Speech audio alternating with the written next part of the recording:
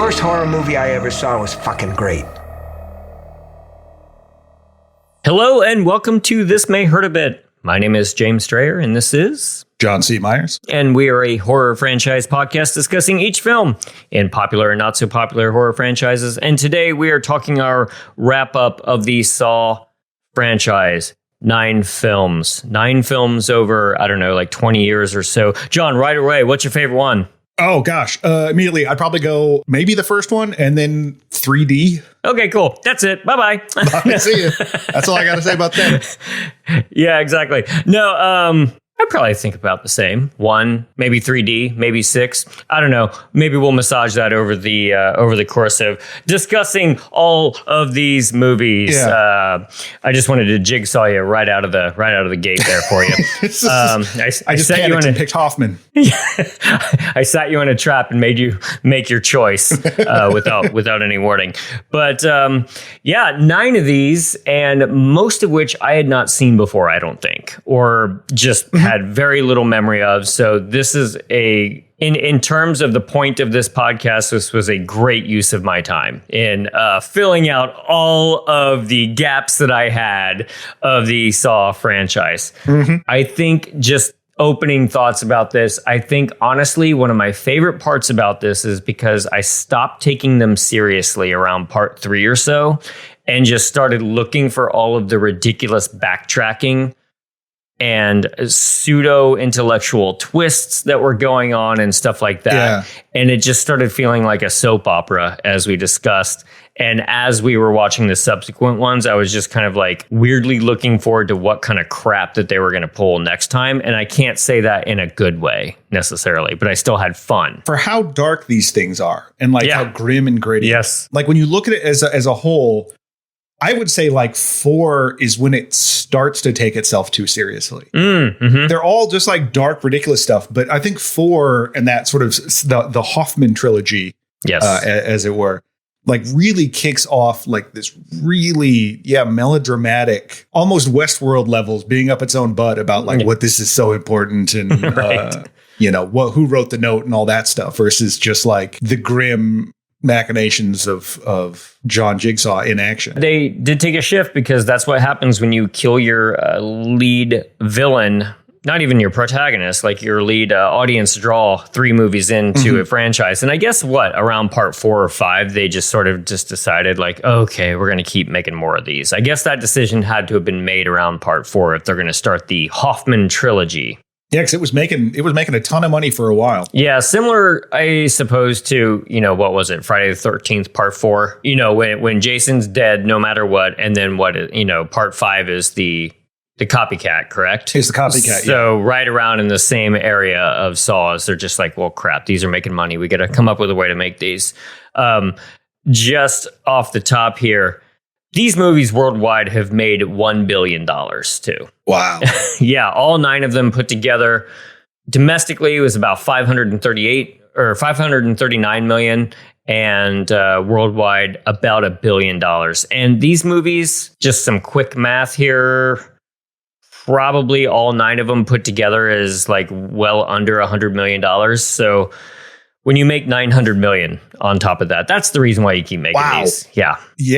Who knew? Yeah. Who knew? And I can see why they want to keep trying to revive it or continue it going. Exactly. But if you think about it, like what other kind of mainstream horror franchises are really pumping them out right now? Besides like the Halloween reimagining, like the David Gordon Green. Besides that, I always point towards, even though I've only seen the first one, Hatchet, but that didn't really take off like Saw did. I'm just looking for like the horror with the recognizable villain, Well, yeah, and even just like as big and mainstream as Saw is, because I was reading about the Wrong Turn franchise, which like I know nothing about, and there's so many of them. Yep, I'm like I don't know any. I think I remember seeing the poster a long time ago. Exactly. So that's something to get into, but. Yeah, this is a huge thing, and it's now.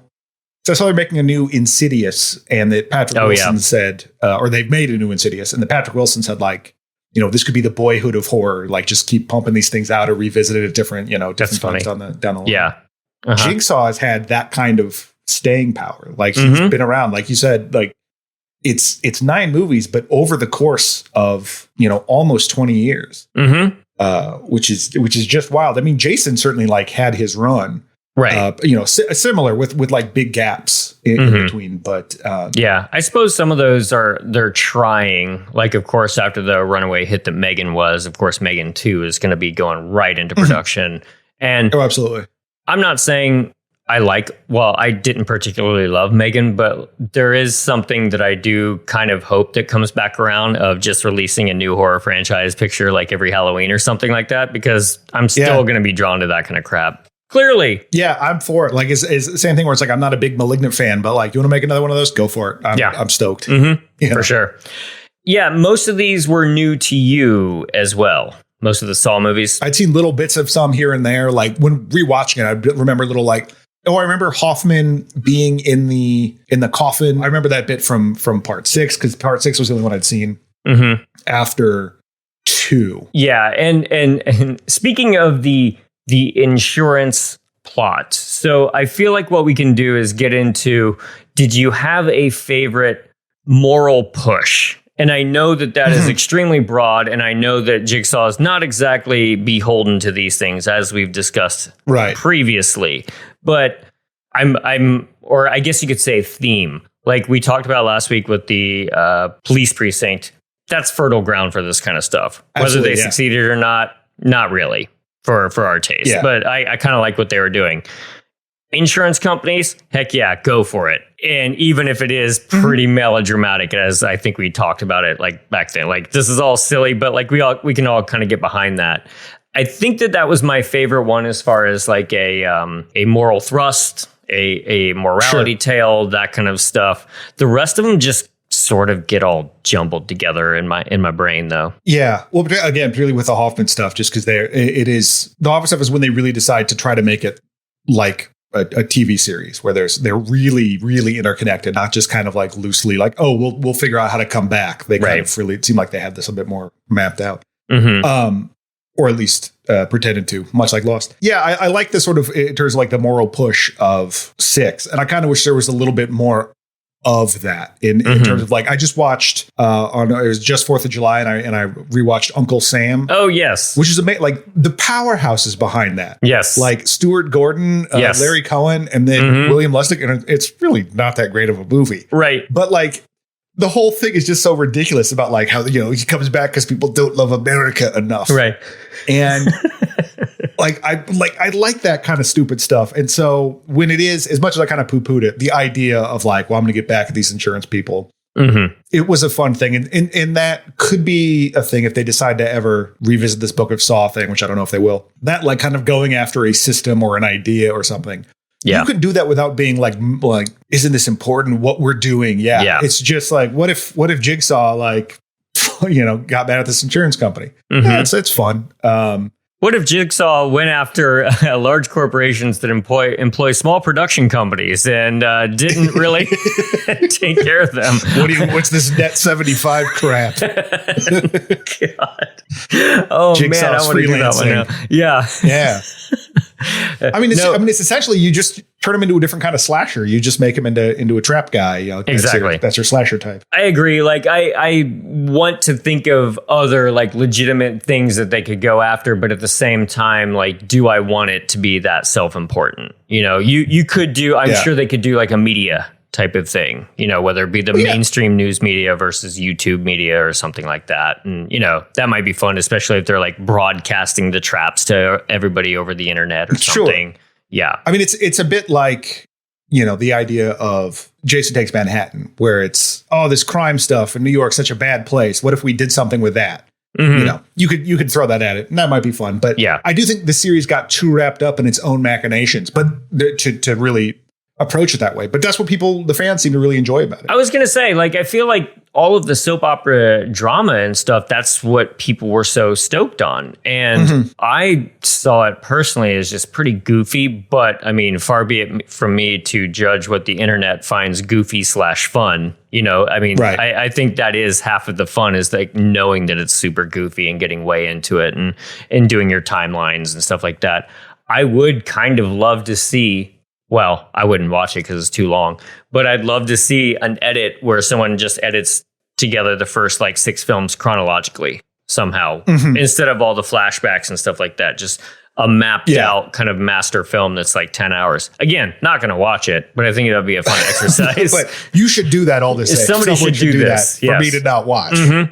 Exactly. I will admit there was a part of me in these last 2, in Spiral and Saw, Spiral and Jigsaw, that kind of missed that, simply because I think it's just by virtue of it having been such a heavy aspect of it. And as much as I wanted to go away, there was part of me I'm like, oh yeah, there's nothing to go back to. Yeah. We can't flash back. Although they tried a bit in Jigsaw, and I think that wasn't as succetcon, because they really, like, other than Dr. Gordon, they not a whole lot of loose ends still going on. That's not, they're more than happy to retcon more. Yeah, I'm sure, but it did feel like a little grasping at some of that stuff. Sure. So that is just like a key integral part of it. We'll see what Saw X does about it. Well, and related to that idea, we obviously made fun of a lot of the earlier elements of the Saw movies, but having had distance from it, is there anything, maybe besides Hoffman himself, that you are just like, that wasn't so bad? Like, I kind of missed that stuff. Like, once we started getting into the later ones, like I said, like, I sort of missed all the stupid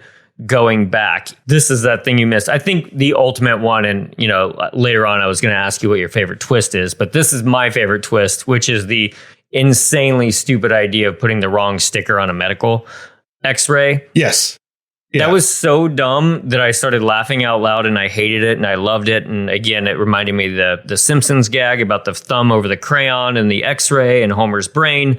But yeah, like, when that stuff kind of went away, even though I thought it was dumb, I sort of started to miss it, because I think that's so integral to Saw franchise. Honestly, it's the same thing with the Friday the 13th franchise. Maybe this is just going to be the feature of doing longer ones, is that the further I get into them, the earlier ones, I'm like, those are pretty good. And honestly, like, those first 3, when taken as like a trilogy, to me are much more, if not necessarily good movies, thematically more interesting movies. Yeah. Because I think when you get into the more just plot machinations of everything, you lose some of those thematic elements. Like, they're still there, but they're just it's you're just so focused on getting these little pieces together. Sure. That I think you're not focusing. You're losing some of the subtext and some of that stuff, because like the ongoing stuff in the first 3 about like bad dads and Jigsaw kind of being this reflection of that. And there's I think there's a lot more to talk about in those first 3. And also, I just think in a lot of cases they're a little bit better made.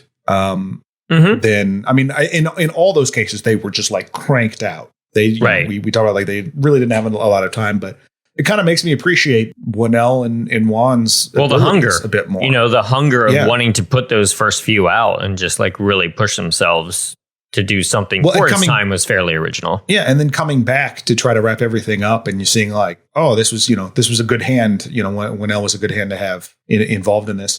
Yeah. I mean, some of that, like, it's hard because there's like distinct elements that make up a Saw movie, and that, like, you have the traps and then you have the melodrama, and sometimes they're combined and sometimes they're not. I think when you have to have both. And, like, I don't know how you get away from it, because I mean, even Spiral had some of that. Yeah. The attempted drama of that was sort of like him and his family, and that kind of didn't really, like, there was not enough backstory for the stuff to make sense. Whereas so much of my complaints have been there's too much backstory. Exactly. So yeah.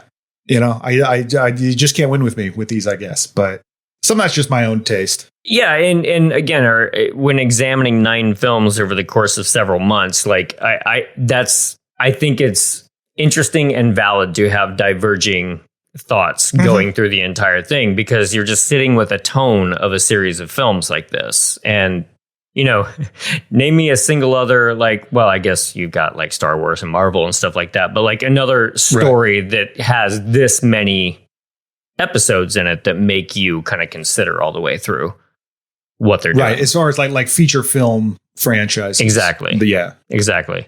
Did you have a favorite twist? Right when that Saw theme is kicking in, right before someone slams the door, what got your heart pumping? I mean, the first one is still the best one, I think. Easily, yeah. I mean, it's a dumb twist, but Dr. Gordon throwing the Saw in 3D, it'll always be a favorite of mine. Yep.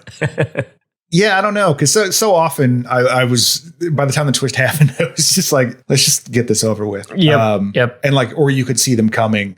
Yeah, I don't know. Those might be it for me. Mhm. I'm with you though, and I like some of like the rejiggering of stuff. And like it just being outlandish, and you decided to do that. Like, oh, it turns out Dr. Gordon recruited. Yes.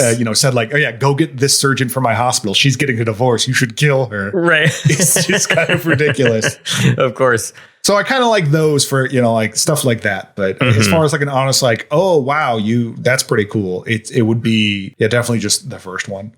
Yeah. I think some of them also like, like the second one is, the twist that his kid was safe and, it was just him kind of blowing up the whole time. Right. Just the idea of like, oh, it was wordplay is kind of tiresome. And I think as the traps kind of went on, there was a fair amount of that I didn't like. Just riddle me this, that kind of stuff. Yeah, which leads me to a question about the protagonist of number 2, Matthews. Okay. Like, they hated that guy. Yeah. Apparently. Okay. So, like, do you think that, like, all the stuff he went through, because he goes through the Jigsaw thing and he fails, and so Jigsaw's like, oh, you're going to be trapped in the bathroom. Then he manages to escape. Yep. Amanda fights him. He gets put in a jail cell for a while, gets put in Hoffman's trap. Do you think John Kramer oversaw all of that, or were they kind of on their own or were Amanda and Hoffman kind of operating? Because like they just kept punishing this guy like insanely compared to everyone else. But at the same time, he's the only guy who kicked the shit out of John Kramer. Sure. So maybe he's butthurt about that. I don't know. Yeah, I mean, I feel like the thing about John Kramer is you have to just assume that he's thought out everything because that's going to be the excuse for everything. Right. And so maybe he knew about it and he's just like, well, I don't really like that they're messing with this guy that much, but I'll just watch this test and I'm really testing Amanda and Hoffman here. Sure. I bet that's the kind of thing. He just convinces himself. Exactly. Like, They didn't get the best of me. I'm testing them right now is kind of how I would see him go with that. Yeah, that's where I would fall with that one. Do you have a favorite acolyte? I think for me it's Amanda. I would agree. Simply because like I think it's a more interesting character. Their relationship is more interesting because they actually have one. Like, Logan just never had a chance. Logan was shoehorned in there, and their interplay and just sort of like the tension between what his theory of what should happen when you do this and what she became. Yeah, I think is much more interesting. I give Hoffman a lot of crap, but like, compared to the later ones, compared to Logan and Will, Hoffman is fine. But yeah, definitely got to go with Amanda on this one. Yeah, I would agree. Yeah, she just and as we talked about in 2 or 3 or whatever, like I wish they could have fleshed that out just a little bit more. It would have been nice, but I got what they were going for, and they were probably just like, well, we don't want to even bother with this because they'll get what we're going for. Let's get back to the traps. I will say, though, I do like that all of his, maybe they tried this a little bit with Logan, but that all of his acolytes were psychopaths. That's true. Because much like him, you have these highfalutin ideas of what this is supposed to do or whatever. Like Hoffman never really seemed to, other than the pit and the pendulum kill, never really seemed to have an ethos of his own. It was just, I got to do what this guy tells me. Right. It was more like a job to him. And like Logan's thing of like, I speak for the dead didn't really pay, Yeah. Didn't go anywhere, so whatever. And Will's ideas were pretty dumb, but still kind of close to John. But there was never anyone that's like, this is absolutely true. I'm going to do this exactly like him. Whereas like Amanda's like, oh, you're absolutely right. Let's kill him. Yeah, like, that's not what I was saying at all. Yeah, right. Because I don't think Will was going to was like, oh, I can transform people this way because he just killed them. He just tortured them before he killed them. Like if there was someone that got out or like took the test, it was like, oh, maybe we did suck and then died. Yeah, maybe, but yeah, because he was just like, we will root these people out. Exactly. It was just murder, which was I mean, granted, what all of his people have done, because I mean, even Logan was like, didn't really give people a choice. He trapped Mr. Cool Car. In the laser thing. But the rest of it, like, happens off screen, so we don't even know what really happened to these people. And then, of course, Amanda's traps her traps are kind of unwinnable too. Oh, absolutely. But like, I think she was the only one with like a real like an ethos of like, let's just fucking kill him. Like, they didn't have the pretensions of the other stuff of like, no, I'm just going to make him suffer and die. Whereas I feel like the other ones, like I said, like Hoffman was just a tool, whatever. Mhm. He was just going to go through the motions, but I don't think any of them ever had like the misconstruing that Amanda did that made it more interesting. They Exactly. just did it. Yeah. Even though we had the different acolytes as we got through the movies, do you think we got that far away from Baghead? Oh, okay. For anyone that's listening to this for the first time, this is sort of a thing we came up with in Friday the 13th, where Jason's first appearance, Baghead. How far away did the monster in the final movie? How different was it from the original, the first appearance? And there's different ways you can go about this because, Baghead Jason is more of an aesthetic and a physicality, but he still had the same MO, just killing. With the different killers in these, it would be a different MO. It would be a slightly different MO, and like it's less about the aesthetic and the fun to watch aspect. So I would say that if you want to track their thematic ideas, I feel like it did sort of it got away from John Kramer, aka original Baghead. But as far as like what the movies were doing themselves, it didn't alter that much at all. So it's a little bit of both. Yeah, you have these not only just the in the post Jigsaw, in the post John Kramer era of Jigsaw and Spiral. Certainly, you had different killers, and their ethoses were iffy. But I think like the core conceit of the thing was largely the same. And no point did Jigsaw go to space or whatever. It was always just putting people in traps and giving them choices, sometimes quote unquote choices. But that was always true of like how winnable these things were.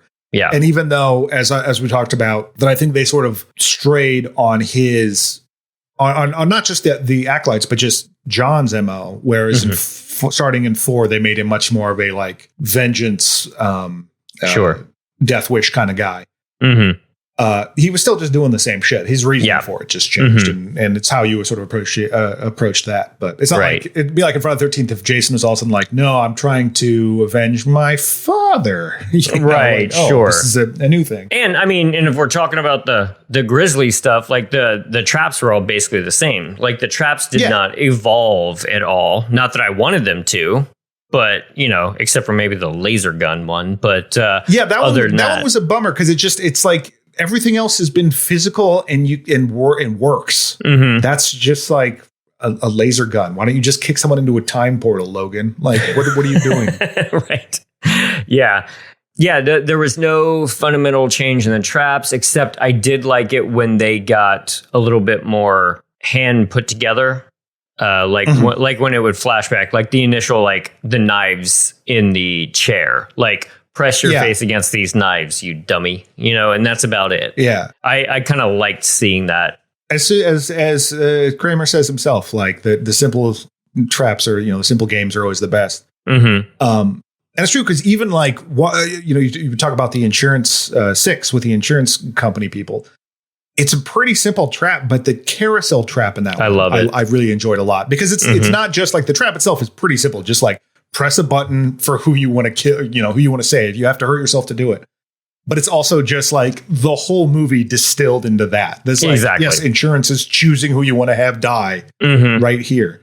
With the caveat that it would hurt you too, whereas insurance, they don't of course. care. But I do tend to like the more simplistic traps rather than, and I know like the mechanism is simple, but like the motorcycle spirally trap in Jigsaw, where the guy's getting dunked into it and he has to grab that, just seemed like too much. Yeah. It was a little too complicated. Sure. So, I mean, this begs the question, what are your top 3 favorite traps? I mean, I will say that yesterday, I looked for like a YouTube mashup of them all, and I guess somebody has put together like, it's more of a playlist. And I started watching it and skipping around, and I was like, I'm just not going to rewatch all 54 of these traps or something like that. So I'm sure I'm forgetting traps as we go over this. So pardon me, audience, for not being as up to this as I probably should be, remembering every single trap. I'm just not gonna. But was this like an early morning thing? Like, were you just sitting there with a cup of coffee, just watching people get eviscerated? It was honestly over lunch yesterday at my office. And I was just like, I got to remember to stop watching horror stuff while I'm eating lunch. You know, it was just a little gross. But because I do that a lot when I'm on like kind of like a lunch break, if you will, at my office. I'll watch something on YouTube. And I was like, oh, yeah, I should probably refamiliarize myself with some of these saw traps. And I got partway through and I was like, nope, don't need to. I used to work with a guy that would watch like live leak stuff. Like, oh, here's a guy in a tank getting blown up. And he's like just eating a sandwich. Yuck. Like, you know, all right. I mean, I guess that's my moment of being the morgue worker with the sandwich, you know, in real life. just eating my taco salad while watching saw eat for traps. the job you want, not the job you have. Right. But there is something to be said, though, about not refreshing your memory. See what I'm doing here? And just saying what's stuck in your brain. And what I will say by far and away is the pig slop trap. I think that is. Yep. I'm sorry. It's dumb. It's so dumb. It's so gross. I will never get that out of my head. And that's by far the best trap in Saw for me. But it's such not a Saw trap, though. No, is the thing. Like, it is a guy making a choice, but like, you know, he has to burn his kids' toys to do it. Right. The guy isn't like, he's just getting covered in pig goop and could drown. There's nothing bad that's happening to him. He could drown in pig goop. Cut with stuff. Yes. Yeah. Like, it's just drown or don't.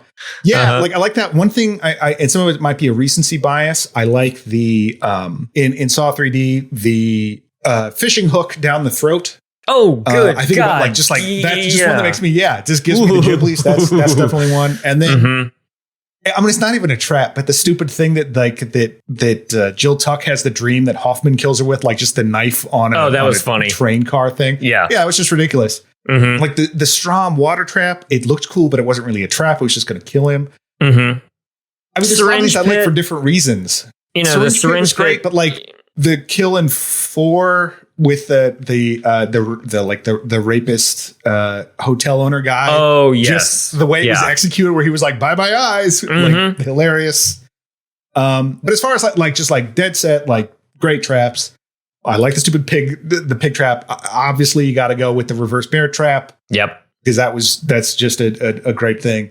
Yeah, just the really simple ones. The leaning through the knives to press the button. I liked that just because. Yeah, there's just a lot of like the really. I mean, there's different ones I can think about that make me like, which is good, which is what you want. But I think some of them are a little bit more effective at that than others. Even the song through the leg, like, oh my gosh, that's terrible. Doesn't get me the same way as some of these other ones. Sure. The 2 giant slabs of ice that come down and blow up Donnie Wahlberg's head. That's simple and so perfect. And I got a cackle out of that one. So I'll remember that one too. But yeah, pig guts, the Nazi car crash. The carousel trap.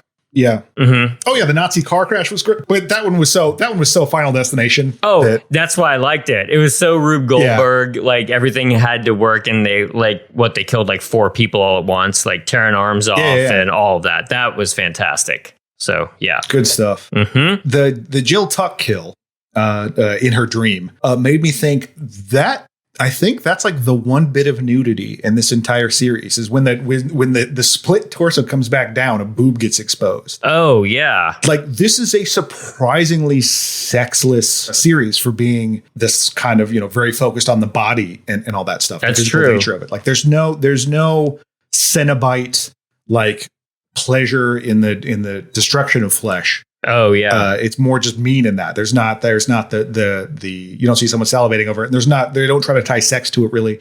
The only time is in 4. There's more like sexual crimes in there where you have the guy that was abusing the little girl and the woman that just let it happen. Right. The evil hotel owner guy, the night manager guy that was raping people, but still it was like there's not nudity and there's not none of the crimes are really that sexual or none of the traps are overtly sexual, which is just interesting for this, I don't know, for what your typical, like when you think of your franchise horror, so often it's the slasher genre, which is so often that stuff. Exactly. But, like the exploitation of just blood and gore and then boobs or scantily clad women. Yeah. And this just really just goes around the second one. Not making a judgment call either way on it. I just think that's kind of interesting. Observing, yeah. I mean, did this one? What about the woman who got sprayed down with water and frozen in the meat locker? I think. Yeah, I mean, she was. I guess no. She was. You're right. She was nude, but there was again nothing overtly sexual about it. It was exactly. It was. Exactly. I think that's why that slipped my mind because it's just like, oh boy, this sucks. Right. Totally. No, but you're right. Especially with, like horror franchises, it's chocolate and peanut butter. It's sex and violence. It's just weird because even like, the teen slashery stuff of the late 90s, there's still a lot of, in the early 2000s, there's still a lot of like, tight shirts and jiggling around and whatnot. And there's for sure not so much in this. No, I do want one of the people in a saw trap to just be like, you didn't think I would actually like this, but I'm into this pain actually. So that I look forward to. You're ruining it for me. Just yeah. Right. Yeah. It's like Bush said, there's no sex in your violence. Yes, exactly. The band, not George W. Not George W. Yes. He might have said that. I don't know. I don't want to think about it. No, please not. So which of these would you go back to? Again, Saw 3D, just because it's ridiculous. But like, I have considered going back to like the first three. Yeah, and some of it's rose-colored glasses of the later ones. But I'm just thinking about it. I'm like, I don't know. There's something to the simplicity of those, even though there's stuff I don't like. Mm-hmm. I think knowing a little bit of the backstory too helps, like the stuff that I don't like stylistically, like all the quick cuts and stuff like that. Knowing that is, we did not have the footage, and I had to do something. Yeah. Makes me a little bit more appreciative of that. Of like, oh, what a creative way to solve a problem versus just like, I hate your ideas. Right. Sure. Definitely 1, 3D, and maybe 2 and 3. Because I mean, there's a lot of 3. Apart from the Piglop stuff, like I hate Jeff. Oh, right. And there's a lot of 3 that's dumb. But I like the Amanda stuff, and yeah. So one and 2 in 3D, I'd say I'd go for. I'd agree. I would consider 6 thrown in there just because it's so entertaining, and I did enjoy talking about that one too. So, but yeah, I'd agree. It would be fun to go back and watch some of those ones that rely so heavily on flashbacks. Now knowing just what those flashbacks are. Right, yeah. To rewatch, Well, it'd be neat, like, and I keep bringing up the note thing just because it's dumb. Right.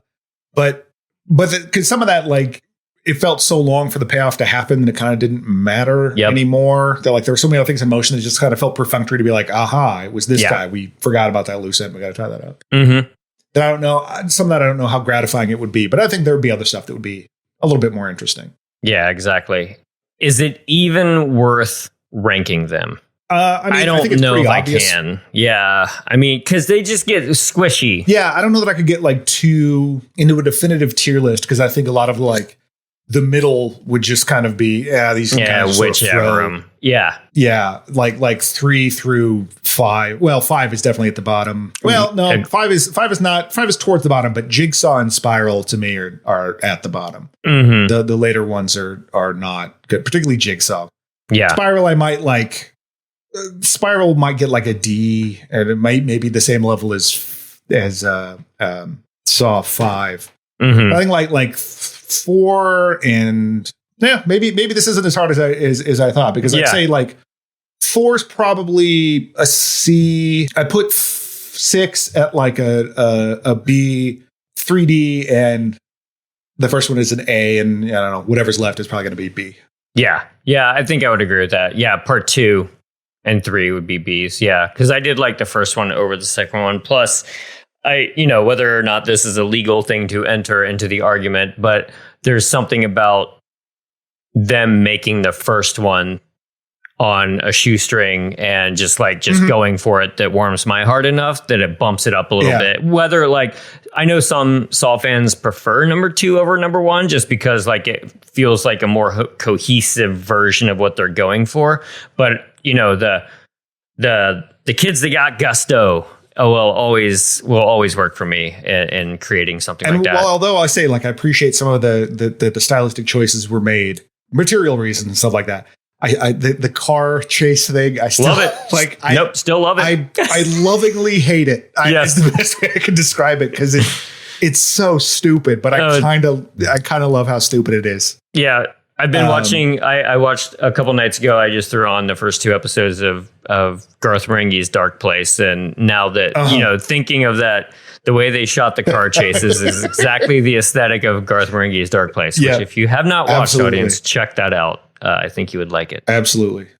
Here's a question for you. Do you consider the Saw series body horror? That's a really good question. I would say yes. I mean, I guess you have to know what the definition of body horror is. Yeah. It's not necessarily like, because of course you go Cronenberg for everything body horror. But a lot of that is a type of something within the body coming out and like the body itself changing instead of actions upon the body, if that makes sense. So Saw and Hellraiser would be like stuff happening to the body, whereas Cronenberg, whether it be The Fly or Videodrome or something like that, something coming from within the body. That's how I can parse that. The just going off of Wikipedia, they quoted a writer, R.A.L. Cruz, from Mutations and Metamorphoses, body horror is biological horror, basically saying that it's a subgenre of horror that intentionally showcases grotesque or psychologically disturbing violations of the human body or to any other creature.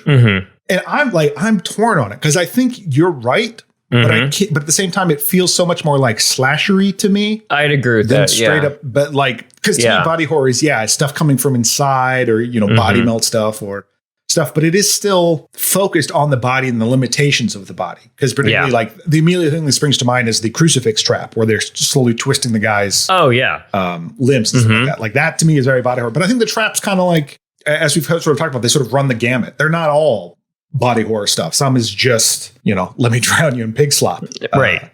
But I think it's in the conversation, I guess is the way I would put it. I don't know if it'd be my go-to example for body horror, but I think it's got body horror vibes. So. Right. Yeah, there you go. Yeah, I would not. Nobody will ever knock Cronenberg off of the throne of body horror because that's who you think of immediately.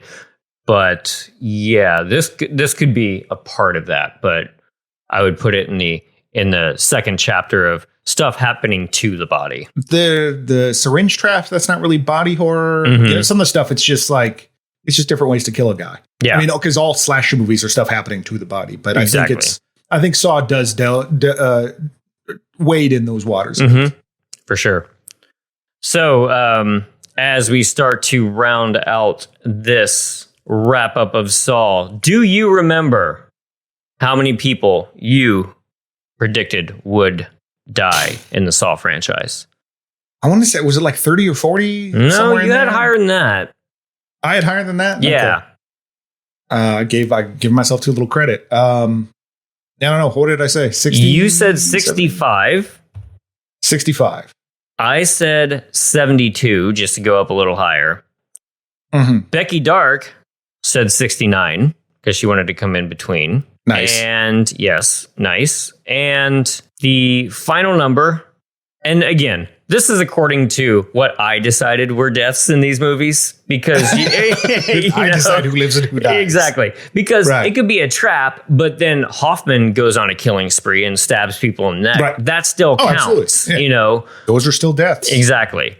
So this comes to, in all the Saw franchise movies, all 9 of them put together, 96. Good was the final numbering. Now, it really does run the gamut, because Saw 1, 2, and 3 had 6, 7, and 9 bodies. But then once you get up to Saw 7, 24. Yeah, there were a lot in 7. There were a whole bunch. That had a bunch of cops dying by poison gas and traps going off and stuff like that. So you've got Saw 6 having 12 deaths, Jigsaw having 16. So you did have a big kind of swelling at the end of there. Saw 5, the worst of them, just had 5, whatever. But yeah, without that Hoffman, well, actually, without the big 24 in there, we would be kind of down closer to what both you and I said. That would be around the 72 mark or so. But 96 deaths in the Saw franchise. I'm honestly shocked. Like, even after putting these all together, though, that it's that high. But I could totally see it. Because you think of like, 6 scenes of traps per movie or something to that effect. Well, but then you have like the big, like in 6 and like you said, in 7 and whatever, like those traps that aren't group traps that there's a bunch of people doing that. It's traps that kill a bunch of people. Exactly. Like the Nazis and the insurance people. Mm-hmm. So not making the Nazis and the insurance company between them. Yeah, but Right. Not overtly making a connection between them. Exactly. Yeah. If you do, that's on you, not me. Right. Not us. Yeah. But so 96, and I can't remember what our other franchises fell around, but I feel like this one's a little bit higher. But at the same time, we've got 9 films as opposed to, 4 Wishmasters, although I don't even remember how I counted those party scenes, but that was just that whole other thing. Yeah, it's hard. You don't know who who like is crapping out coins kill you. Who knows? Gonna go there. Yes, for sure. That's not too bad. That's like 10 deaths, per movie, which is still a little high on an average for a slasher movie. And unless you're one of these more recent ones like Halloween Kills, where like 8 firefighters get killed in the opening sequence because we have to be extreme. Yeah. I was randomly thinking about that movie the other day and getting mad about it. Yeah. Because I started watching Righteous Gemstones and I was thinking about just like Halloween. Gosh. Mm-hmm. Sorry, everyone. We'll get to it. We'll get to it in a couple of years, maybe. So any last thoughts as we round out Saw? I think we've said most everything. I am really fascinated. Like I said, the going back and revisiting the first 3. I think there were some really neat nuggets there. The really neat like threads and ideas that got lost in the shuffle of the 4, 5, and 6. And I think that's unfortunate. But I mean, they kept doing well for a while, so I'm in the minority here. But I think there's some good stuff here, more stuff, better stuff than I expected. And I don't want to say like I have a new appreciation for torture porn, but like I think that is needlessly diminutive of what these things are. I would agree with that. I don't think it's just like, let's see how there are certain cases that absolutely, like when the guy's getting his fingers like ripped off. Sure. But that was also awesome. So I'm not going to be mad. Yeah. And it's not going to be everyone's cup of tea. But like these aren't necessarily the most accessible horror movies that neophyte or so a squeamish person might not enjoy. You don't necessarily want to watch them at your office lunch. No, but I do think there's something to be said to them more than just like, oh, that's disgusting and turn up your nose at them. Sure. I mean, they were still inventive, like bits of engineering. And it's still like, if you watch this for the magic trick of makeup effects, then there's still so much to appreciate in these. Just the amount of work that goes into each one of these traps and dismemberment is pretty fascinating. Yeah, the majority of my complaints for this series have nothing to do with the gore and the suffering that happens. I honestly didn't think they were that bad, considering it's not my favorite thing to watch someone do that. But I honestly I hate something like Curb Your Enthusiasm more, like the more like awkward social interactions rather than watching someone's head get turned 180 degrees. Sure. But yeah, like it didn't really. I was expecting to be sort of more viscerally like revolted by the whole thing, and I really wasn't. And that's not a knock on it. It's just it's not as bad as people say. I mean, they're and not to just keep qualifying everything, but like there are some traps that are more disgusting than others. But I think they're not. It's not like a what's his name, Herschel Gordon. Lewis, buckets of blood, exactly. Lewis picture or something like that. Like there's just sawing somebody up. It's just and particularly the first one. Like the first one is really, you don't see a lot of stuff. A lot of that's just in your mind, baby. And I think that's pretty cool that like people are that upset by it. And they didn't even show anything. Yeah, I'd agree. I mean, I feel like I did find new things to appreciate about these movies. Now, granted, I said that I hadn't seen all of them prior to watching this, and I'd only seen a handful of them. But like, I do, mission successful in finding new things to like in a franchise that I was kind of just sort of lukewarm on. I'm still a little lukewarm on it. It's not my favorite, but I'm glad I made the journey through this. And I know, and I genuinely love that there's still so many diehard Saw fans out there. I love that those Reddit boards are going. Like, that's cool, because if another Saw movie comes out in a couple of months and it bombs, that's not good for horror in general. So I want these movies to be successful and keep cranking in the bucks so that people keep greenlighting smaller horror movies. Yeah, I mean, like I said, a lot of these weren't my favorite, but yeah, same thing. Where it's just I'm stoked people like them, and there gets to be more of them. Just for an idea that sprung from like a guy just being in a, this sprang from one guy's head, like, oh man, what if I had cancer? And that was and then like it became this whole thing. Yes, it's pretty wild. It's a wild journey. That thought that he had, $1 billion empires. Yeah, the thought that he had on one of the worst days of his life in a hospital, in a doctor's office, spawned $1 billion franchise. Yeah. So you too can make a horror movie, kids. Yeah. You never know. Instead of going, what if I got cancer? Yeah, I'd probably deserve it. Like, that's not helpful, but it's how I treat it. And I'm not making $1 billion off of that. Right. So do something with it. When you feel bad, make lemonade or whatever. Yeah, exactly. When life hands you cancer, make Saw. I don't know. Yep. Or a scare. Yeah. Anyway, moving on from Saw. Next week, or in a couple of weeks, we are going to jump into our next franchise. As we mentioned last time, it's going to be Psycho, and the people have spoken. Yes. We had a fun voting system, a poll, if you will, go out. And apologies to a few of you who mentioned on Instagram afterwards. I believe one of our listeners, Misrox, said that he usually pays attention to Twitter, and I admit Twitter seems to be just completely dying, and I admit that I have not posted much at all over there in my own general watching my sanity of just trying not to watch that entire place burn down even worse than it's been. So I think that we're a little bit more active over on Instagram. So keep an eye out over there for any future polls if you'd like to participate. But hopefully y'all will really enjoy watching Psycho. What is so funny about Twitter dying is that, like, today, I think like Threads opened or something. And so it's people just going to different platforms and then coming back to Twitter to complain about those other platforms. There you go. Or at least in my timeline, I'm like, this thing is going down and we're all just going down with it. Like, whatever. Exactly. Yeah. But, I would be happy for these platforms to go down, but at the same time, it does keep us in touch with our audience, and I do enjoy that. Yeah, genuinely. Yeah, so it's nice to know someone is listening. Yeah, for sure. Thank you for doing so. Thank you for voting in the poll. Yeah, exactly. And for any of you, and this is not a snooty thing by any means, but if any of you have not taken the time to watch Psycho, please do. I just rewatched it a couple nights ago, and my goodness, hey, hot take, it's a great movie.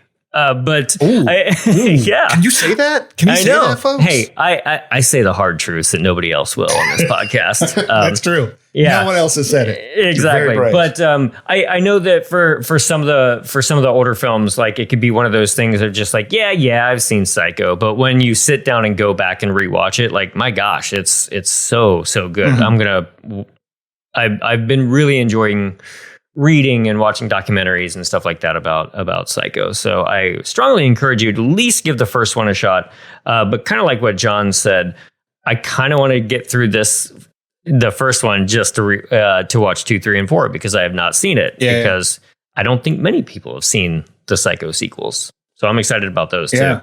The only one that I've seen, and it's not even like a real quote unquote sequel, is Bates Motel. Which is the TV movie with Bud Cort. Right. And I remember being like super scared of it, but I was like 6. Nice. So, are you going to rewatch it? But yeah.